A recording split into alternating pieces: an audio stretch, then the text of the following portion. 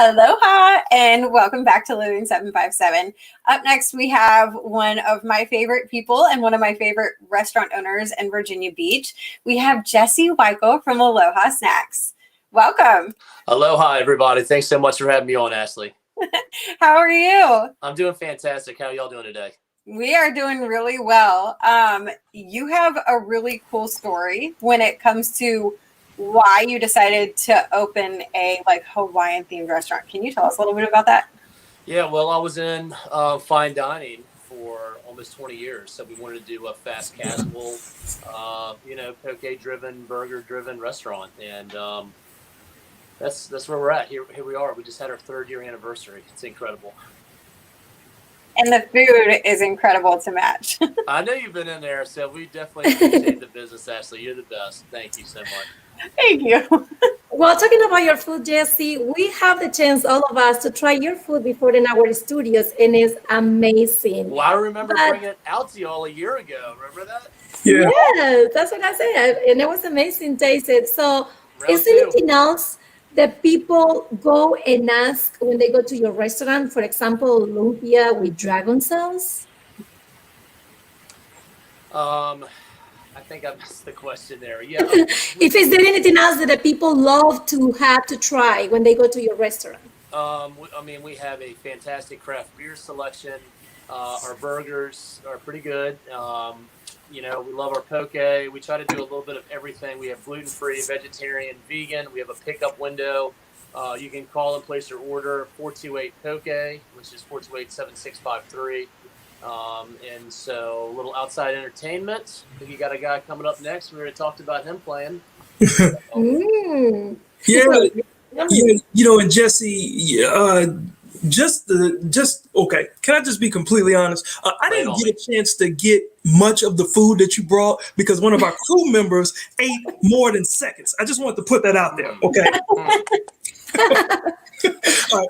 But there's so many gifted people here in the 757, and you recently beat the Iron Chef Bobby Flay on the Food Network. Like, how much trash talking did you do before and afterwards? Well, they filmed the show actually 15 months ago, and we kind of did a few teasers on our Instagram, and I was starting to think, hey, maybe people think I made this thing up. It's all fabricated. And, with COVID, it had gotten kicked back a little bit, so we were stoked to be on Bobby Flay.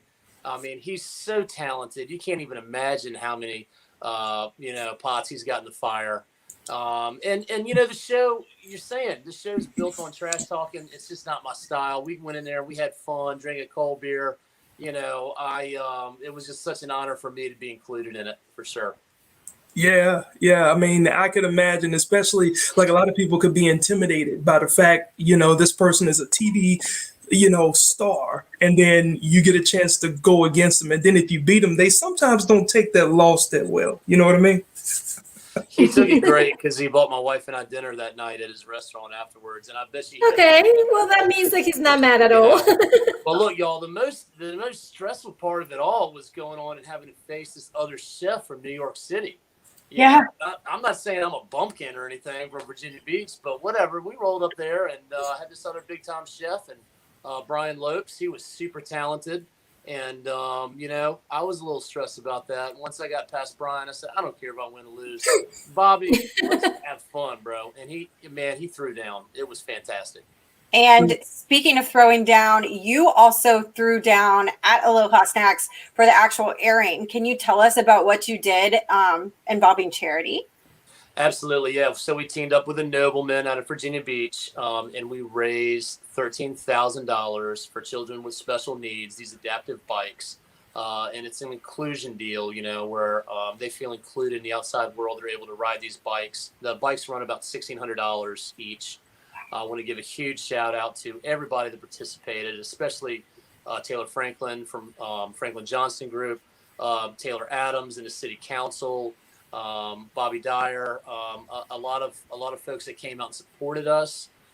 We raffled off a lot of gift cards from our local district here, the Artery District on Laskin Road, which is starting to build some momentum. So, I mean, it was so great to give back and not make it so much solely about Aloha Snacks, but really tie in the community. I think that was what tied the room together. This is great, Jesse, and thank you so much for what you're doing. Thank you. We invite everyone to stop by and see and just visit Hello Us. So yes, thank you so much. All right, next time I got round two. Yes, round two. Make sure y'all get some food. Thank you so much for having me. What this blessed show, y'all. Proud of y'all. Yes, thank you. Thank you Thank so you, much. Guys, if you talk about food, we also have to talk about music because food and music, they go together. So now we have Aaron Firestone. He's a local musician artist from Virginia Beach. Welcome to Living 757, Aaron. Hey, what's up? Thanks so much for having me. Hey, All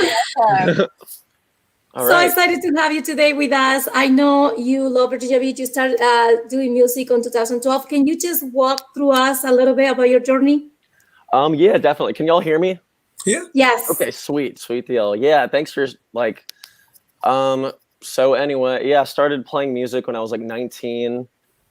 At places like Johnny Manano's and Ocean House at the oceanfront there. Mhm. And I've been playing ever since and had a lot of people been really cool to me and just trying to just kind of now, like I've written a lot of songs over the years that I never really recorded until recently. So now I think of gigging as more, you know, a way to entertain people and also try to like promote my original stuff, you know? Yeah. Aaron, you know, as an artist, everyone has what's called their why, right? Mhm. So for you, like, why is it that you do the music the way you do your music? I don't know. I think it's more like the way, like, as far as like how I write or just what I'm doing in general. Just like, Yeah. I really like that '90s, early 2000s style. It's like I never grew out of it, or like it's almost like I'm hitting my pop punk phase really late in life. It's kind of sad, you know. So I'm like trying to. It's something I say at gigs sometimes. I'm like, all right, guys, here's a dashboard confessional song or something. But yeah, it's cool to do that and really to play with other people. Like, you know, like Aloha Snacks was saying earlier, like there's so many talented people in here and music too. And it's fun to, you know, do your own thing and meet people through gigs and open mics and collaborate with other people. Like some people I can think of that are doing some like really cool things with their original music right now is like Christy K, Bennett Wales, Nate Sachs from the Life Hacks.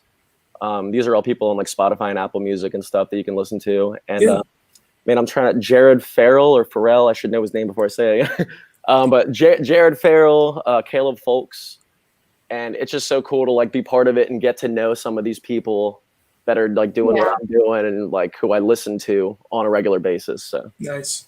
So you just mentioned several local acts. Do any of them particularly or any national acts really have a big influence on you and your music?